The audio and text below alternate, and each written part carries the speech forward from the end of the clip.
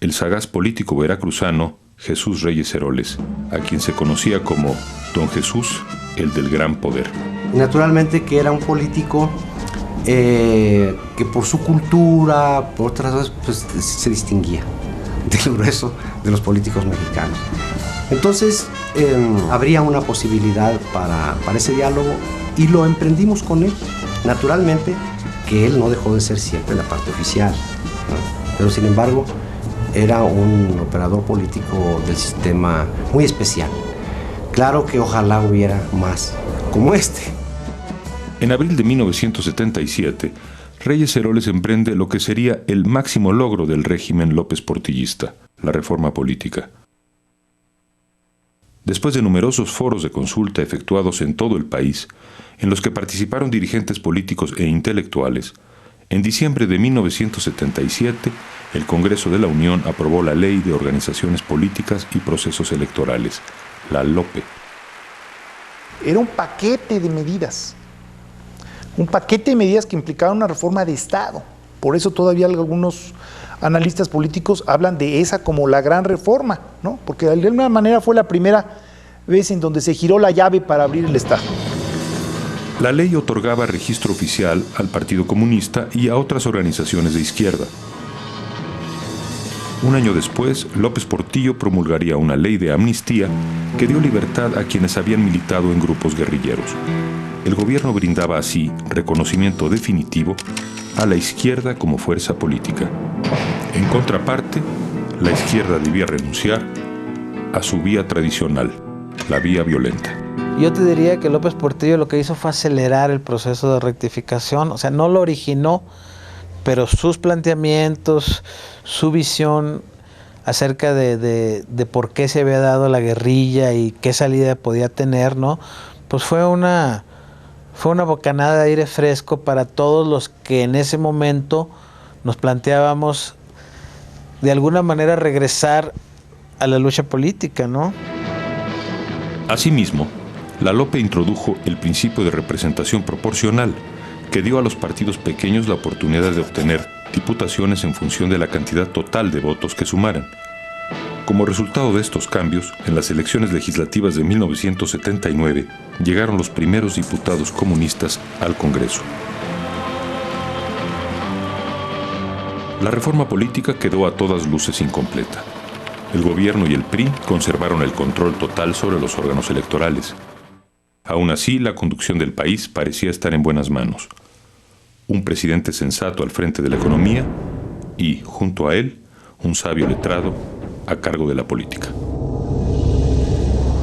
Después de la guerra del Yom Kippur, en octubre de 1973, se produjo una crisis energética mundial que los países árabes miembros de la Organización de Países Exportadores de Petróleo, la OPEP, aprovecharon para aumentar los precios del barril de crudo.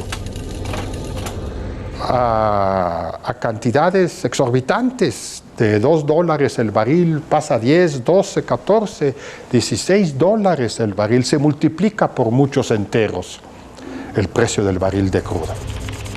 Durante el sexenio de Echeverría, se habló de que se habían agotado los recursos petroleros y que México tendría que importar crudo.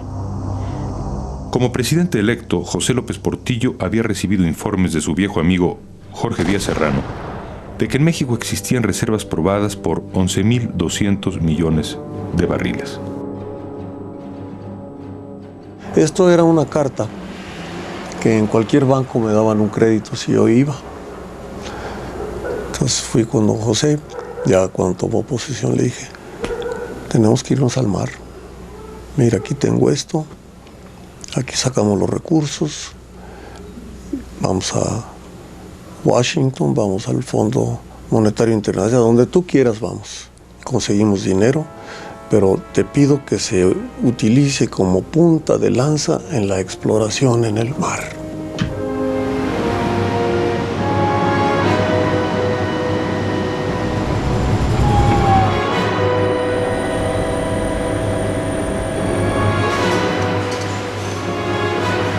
El primer pozo tuvo 30,000 barriles diarios.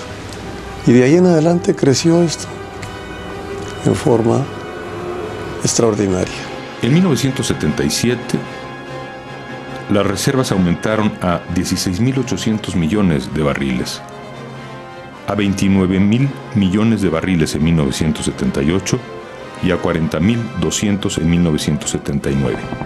El presidente anunciaría personalmente que las reservas petroleras potenciales ascendían a 200.000 millones de barriles, cifra que colocaba a México al nivel de los grandes productores del Golfo Pérsico como Arabia Saudita, que ganaban dinero a raudales. El país parecía hallarse frente a su gran oportunidad. México se descubre dueño de una inmensa riqueza petrolera, de hecho, una de las más importantes riquezas del mundo en la materia. ¿Qué hacer en tal circunstancia? Hay quienes aconsejan no vender. Opinan que debemos guardar nuestro petróleo para mañana, posponer su negociación, conservar esta riqueza para un futuro. Hay quienes opinan, por otra parte, que el negocio debe realizarse ahora, que debe ser ahora, ahora mismo, no mañana, cuando debemos transformar nuestro petróleo en la moneda que nos permita vivir sin deudas por primera vez en nuestra historia moderna.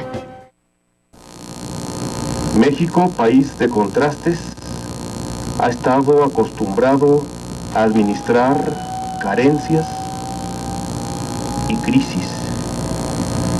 Ahora en petróleos, en el otro extremo, tenemos que acostumbrarnos a administrar la abundancia.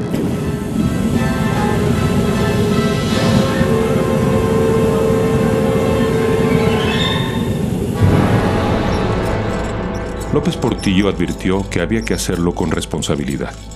Sin embargo, meses después, el plan de crecimiento moderado en 3 etapas se tiró por la borda y lo sustituyó un programa tan desmesurado que, en comparación, la gestión de Echeverría pareció casi austera. Ríos interminables de petróleo comenzaron a brotar del subsuelo mexicano. La producción de crudo en 1977 fue de 1.200.000 barriles diarios. Para 1980 se incrementó a más de 2 millones de barriles. Pemex duplicó la extracción y la capacidad de refinación y triplicó la producción de petroquímicos. La exportación también aumentó exponencialmente. En tan solo 4 años pasó de 0 a 1.3 millones de barriles diarios. Y todo este crecimiento fue financiado con crédito externo, pensando que el petróleo proporcionaría las divisas suficientes para pagar los empréstitos. Pero no solo lo pensó México, sino lo pensaron los bancos que nos prestaron. Nadie regala su dinero, por lo menos que yo sepa.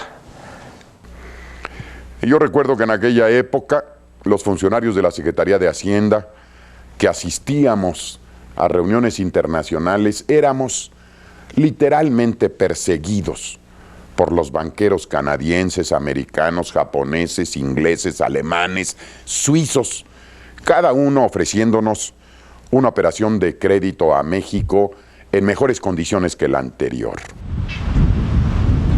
El endeudamiento del país fue creciendo paralelamente a la producción de crudo. La mayor parte de los empréstitos se destinaban a Pemex. Como resultado, la paraestatal debía en 1979 el 25% de la deuda externa nacional y la economía se petrolizaba a pasos agigantados.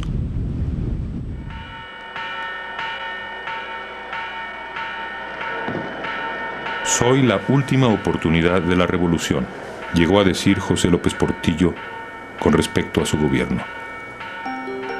Los sueños de justicia social que dieron origen a la lucha armada podrían, finalmente, hacerse realidad gracias a los vastos yacimientos de petróleo.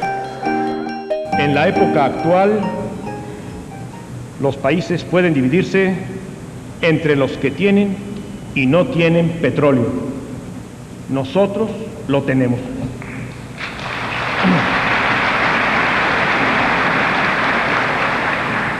Pensemos en grande para ser grandes. Seremos grandes.